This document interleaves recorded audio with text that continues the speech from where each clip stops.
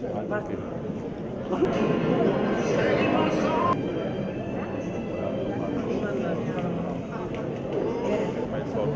insomma, adesso facciamo un saluto istituzionale molto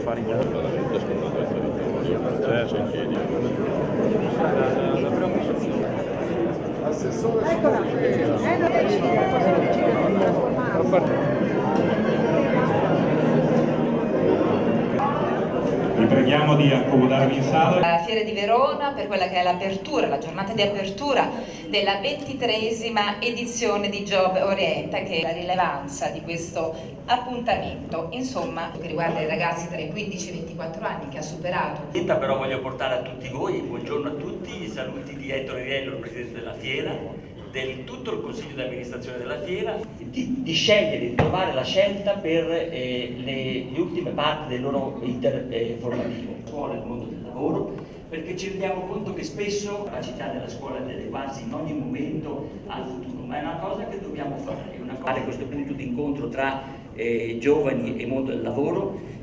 Tutto il mondo pubblico, tutto il mondo degli enti pubblici, tutti quelli che devono finire i loro studi, per tutti quelli che devono cominciare a entrare nel campo del lavoro, auguriamo alle aziende di poter...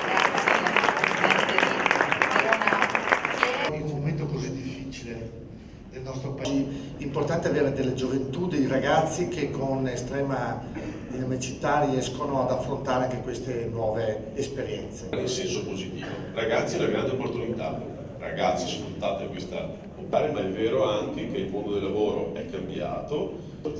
Io quello che auguro a loro, grande soddisfazione. Passato, ma dalla fine dell'Ottocento, ma in diverse parti della nostra bellissima nazione, perché da diversi anni e quest'anno con particolare un momento di grandissima trasformazione, noi dobbiamo fare in modo di confrontarci di più, prendere i migliori tra noi, abbiamo esperienze straordinarie, io ringrazio perché da sempre peraltro con ragione difficile. E la seconda è di prendere gli obiettivi. Ore di didattica e di laboratorio.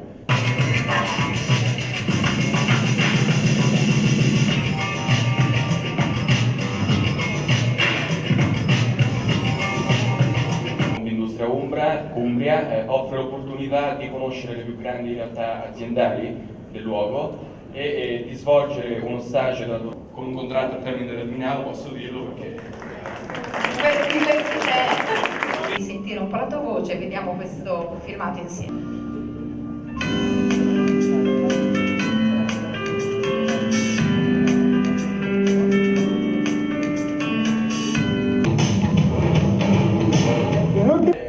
Abbiamo fatto sentire la nostra presenza, diciamo, anche ai team di nostra competizione. Sì, adesso siamo bravi, Un ottimo lavoro.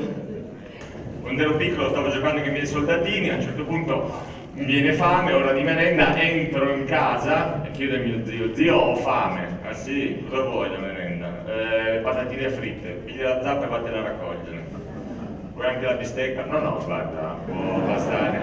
Così diciamo, Barbara Capponi per il proseguo di questo.